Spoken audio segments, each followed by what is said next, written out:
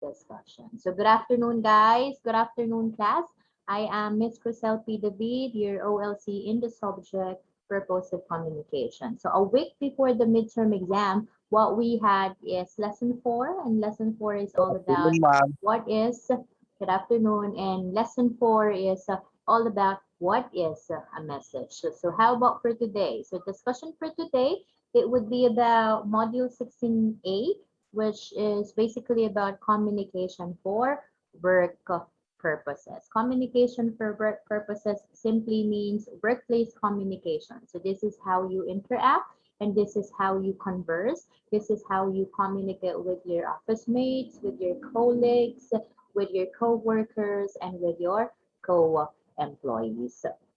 Work purposes, communication for work purposes. I'll repeat, it simply means workplace communication. So as expected, this serves as the coverage of today's discussion. And as expected, we have to define what workplace communication is.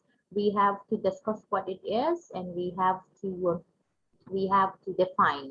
We also have to define the terminology workplace communication. One more thing, we also need to discuss the different methods of communication that you could use in the workplace. This is more on information dissemination. So how could you disseminate the information to your colleagues?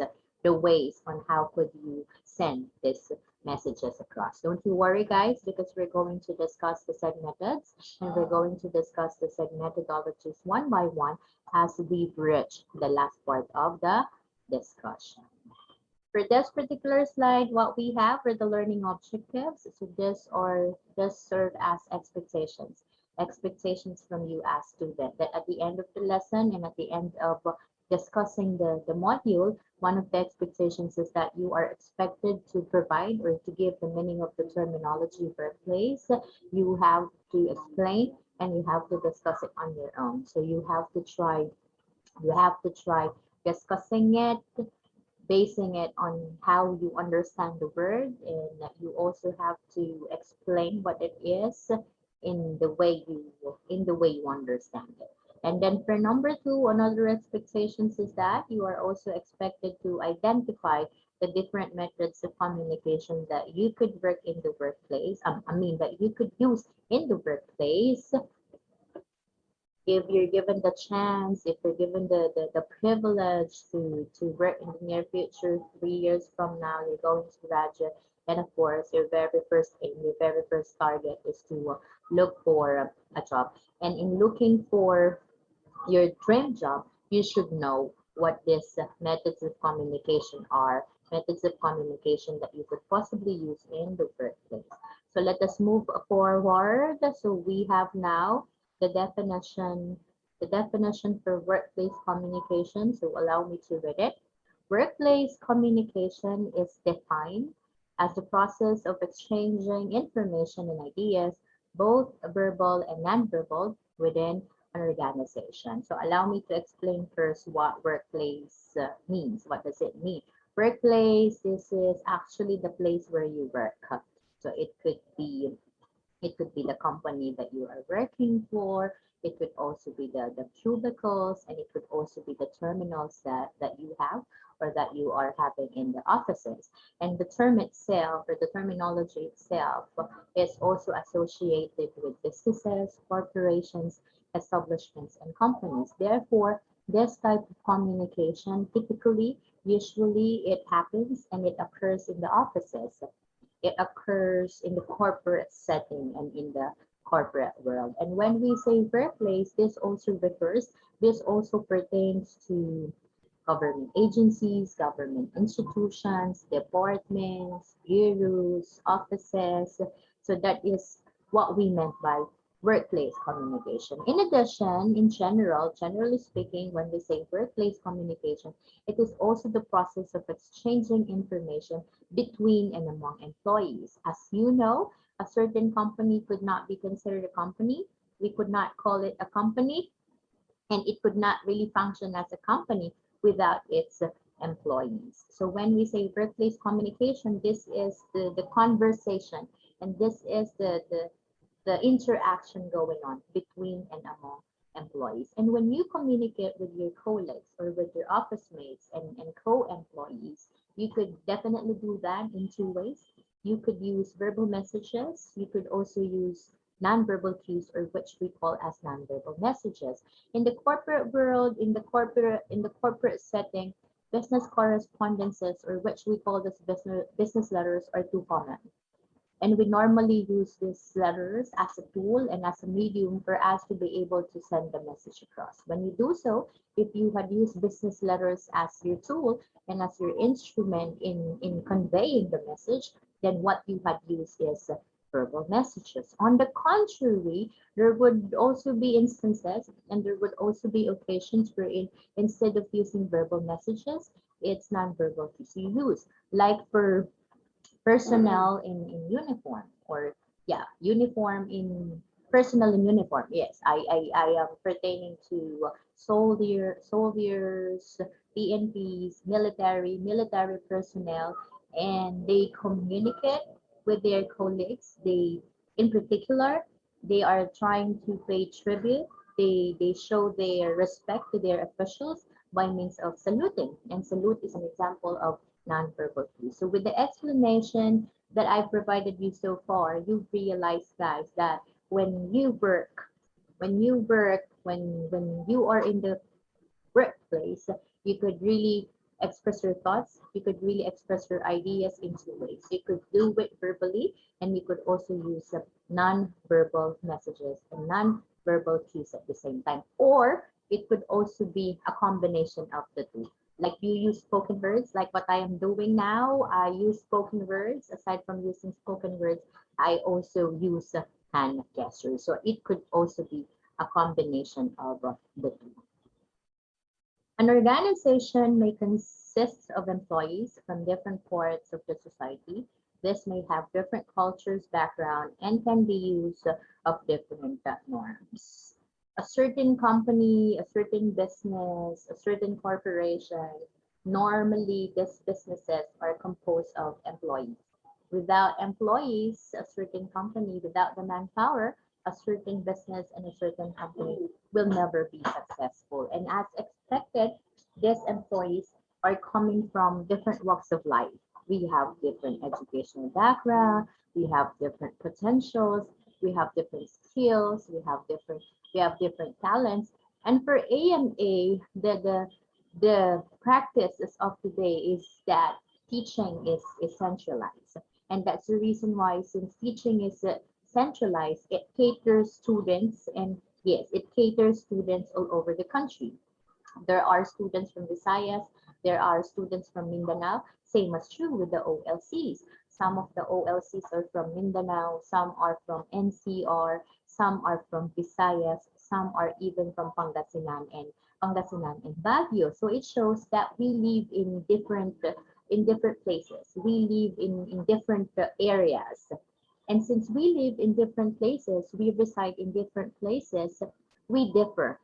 We differ with regards to our religious belief. We also differ with regards to our cultural belief and cultural practices. And because of these differences, guys, whether you like it or not, there would always be misconception, there would always be misunderstanding, and there would always be miscommunication in the workplace. And if it happens, as professionals, the reason why we are being called professionals, if this happens, if this misunderstanding in the workplace happens, then you have to act accordingly. You have to act like a professional, because we have this saying and we have this maxim in Filipino which goes this way. It's an old adage in Filipino which goes this way: walang personalan, trabaho lang. So since it's the task of the said employee, you don't really have to take it on a personal note. You don't really have to take it personally, because that serves as his task. That's part of his task. That's part of his job. So what you need to do is that you really have to respect that. Now, with regards to your weaknesses, you have received criticisms from your immediate superior. You also have to accept that. And when you accept these criticisms, you have to accept them wholeheartedly, and that you have to accept these criticisms positively. Because from these criticisms, if you're going to accept them positively instead of accepting these criticisms personally, I could assure you and I could guarantee you that you could really grow as a person, not only as a person, but you could also grow professionally. You could grow personally and you could also grow professionally. Remember, employees are different from one another, despite of the fact that they have a different cultural background, and despite the fact that we live in different places. And with such differences, there would always be miscommunication and misunderstanding in the workplace that is unavoidable and that is inevitable. So if in case it happens, it would really happen in the workplace, what do you need to do? You just have to act like a professional. Okay, hold on guys. For the next slide, what we have is the role of communication in the workplace. Its role in the workplace, does it really play a role?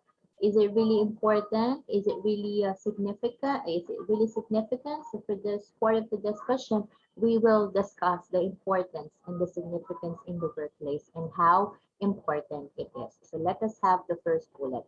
Communication plays a vital role in uniting the employees as well as achieving the society's objectives. Communication is a top priority in the workplace, and communication plays a vital role. It plays a crucial role in defining the success of a certain company.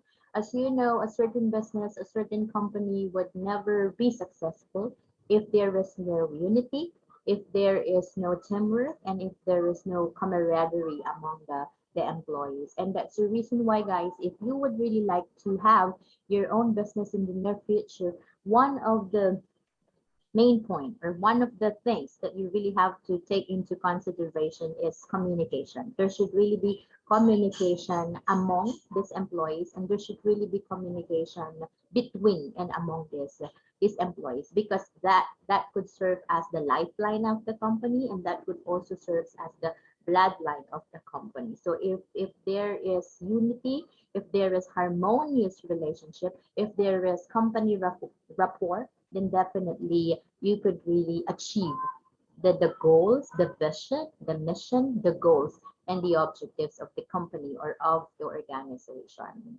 There are several studies conducted, and this studies is or these studies focus on the importance of communication in the workplace. And basing it on the said studies, data show these studies suggest that businesses with strong communication networks are more likely to succeed in achieving the goal and the goals and the objectives of the organization. So the studies also further show that if the said teams, if these teams have good communication, if they have good communication, then they could also help.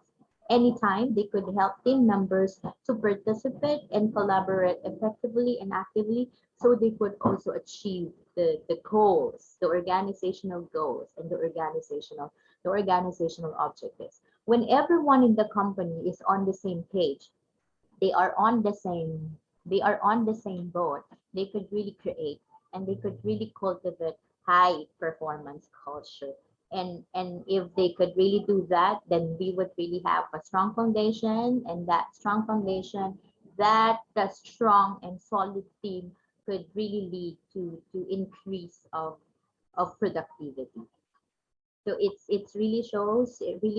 is clearly evident that communication really plays a vital role in defining the success of a certain organization. Definitely it will grow, and definitely it would succeed if there is some harmonious relationship and if there is good and healthy communication in the workplace. It is tremendously important to an organization because it increases productivity and efficiency. There is a significant relationship between productivity and good communication. Productivity is strongly dependent on quality communication in the workplace. It is also strongly dependent on good communication in the workplace. If there is good communication in the workplace, quality communication in the workplace could eliminate unnecessary problems. And once these problems have been eliminated, if these problems have been totally eradicated, then that could lead to better performances. And it also shows that if you have the ability to communicate efficiently in the workplace, then that could also lead to an increase in general, increase in the productivity of the company. And out of that, you could also create a strong team. You could also create a solid team. And when there is harmonious relationship, it also shows that the employees are motivated to work. And if the employees are motivated to work, there's no need for you to remind them now and then of the things that they have to do, the tasks that they have to fulfill, because there is initiative on their part. They are motivated. So since they are motivated to work, they are really exerting effort in doing the task. They are also putting their best foot forward for them to fulfill the task that they need to fulfill. And when a certain employee is motivated, that itself could really have a huge impact, and it could really have a big impact on his or her productivity as an employee. So guys, I hope now you truly understand the importance of communication in the workplace. It is indeed important. It's all because the life of a certain organization depends on the communication that these employees are having, conversations that these employees are having. So for a certain organization to strive and for it to thrive, there should always be communication. The key is communication. So this time, it's the disadvantages that we need to discuss. So what would possibly happen if what we have in the workplace is ineffective communication? So how about if there are communication problems in the workplace, like unhealthy communication? We also have lack of communication, ineffective communication, and we also have poor communication. So what would be the possible effect? What would be the detrimental effect? What would be its effect to the company if ineffective communication really exists in the workplace? That's what we're going to discuss now. So it's actually the exact opposite of what we had discussed earlier, because this time we're going to discuss the disadvantages of having ineffective communication in the workplace and its detrimental effect or possible effect on the company. Ineffective workplace communication often leads to gaps among employees that causes confusion, mistrust, waste time, reduces productivity, and misunderstanding. So how would you know, guys? How could you gauge and how could you measure if there are communication problems in the workplace? How could you determine that? How could you gauge that? And how could you measure that? There would really be a huge factor and there would really be a huge sign. And the huge sign would be the level of anxiety and level of stress in the workplace. So if the level of stress is too high in the workplace, then there's something wrong. Definitely there's something wrong. Definitely there are communication problems in the workplace that we really have to fix and that we really have to address. Otherwise, it would really be chaotic and it would really be disastrous if these communication problems will never be solved and will never be fixed. It really has a tremendous effect on the company. Therefore, such problems should not really be taken for granted. We don't really have to take them for granted. It's because they really have a tremendous effect on the company. And what are these possible effects?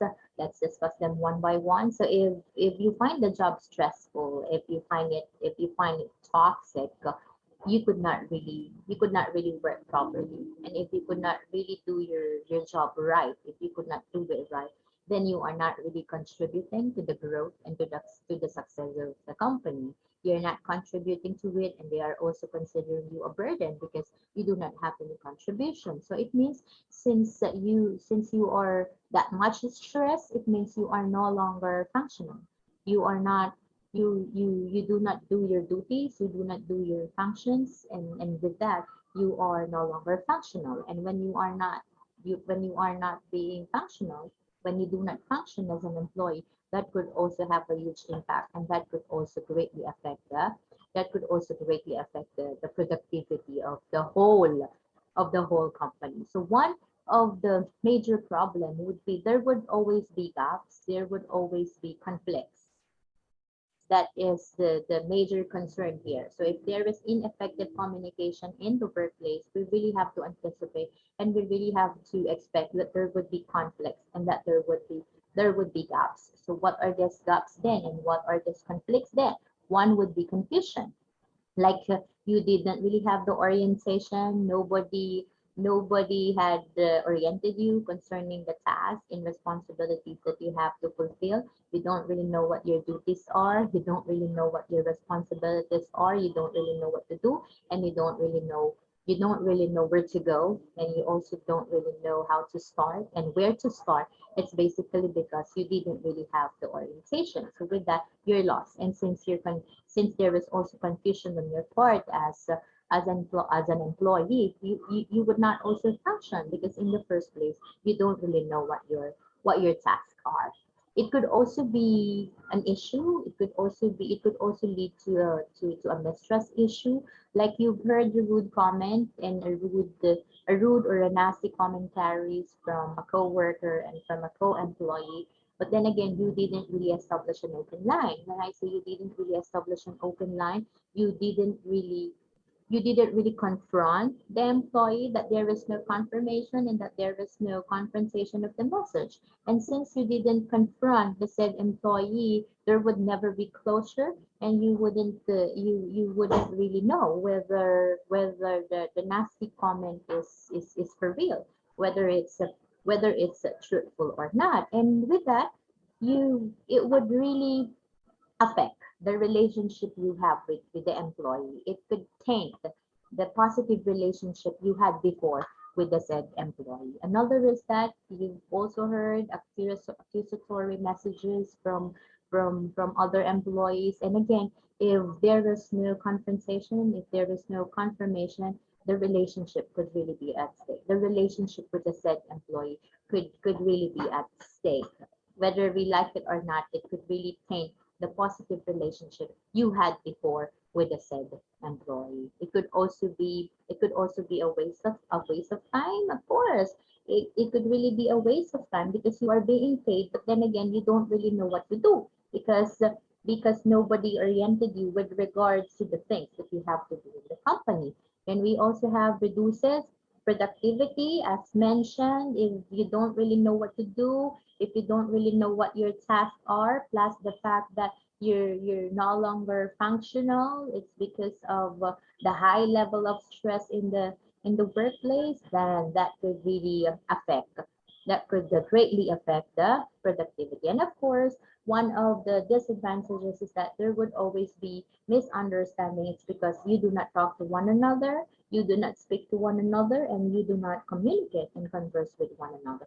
I remember when I was still working in a real estate company.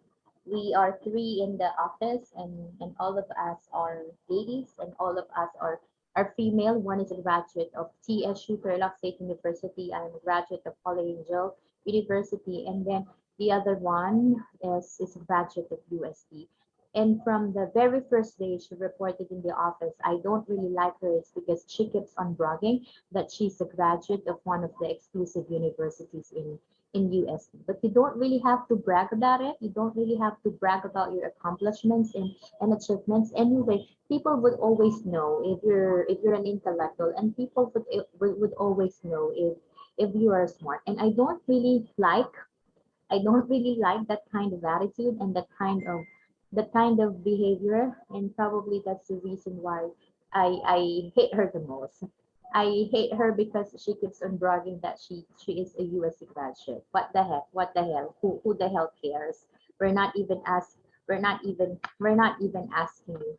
Since probably because it's all because probably I am so simple and that I I always value humility, that you really have to stay grounded and that you really have to keep your feet you really have to keep your feet on the ground. And because of that, I am no longer happy with my job because I could not really tolerate seeing her the whole day. And you know what? If the shift is for 8 hours, regular hours, which is 8 to 5, we don't even talk.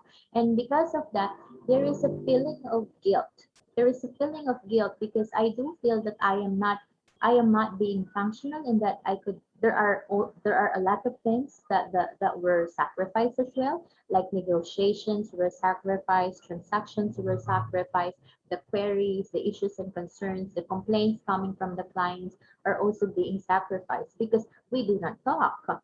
So how could we address the complaints of these clients if we do not talk? Imagine we're just three in the office, but I could not get along with the other one. So I decided to render my resignation. I decided to pass my letter of resignation. But I also remember that one time the marketing manager came to the field office because the central office is located in Angeles City. There are field offices in Tarlac City. So the marketing manager paid us a visit and he told us that we would have an emergency meeting.